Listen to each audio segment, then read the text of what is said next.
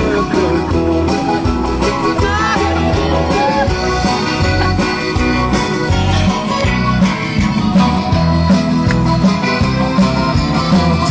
Jag kom till Karlstad, jag filmar fel.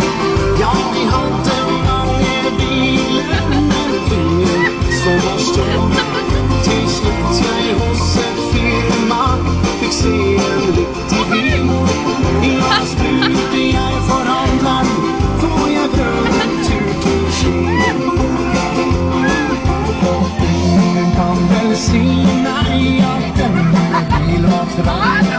Men heller vill jag hellre, den var en aning lång. I stallen fanns det hästar i flera hundratal. Ja, det enaste sommarfärgen, det var att vägen var så smal.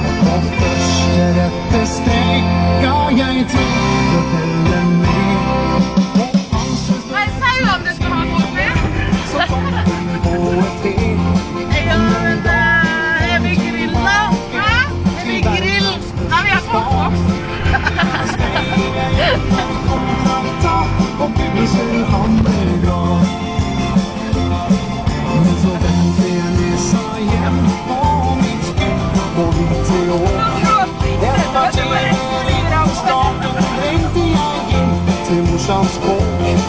Min mor bestod på gården.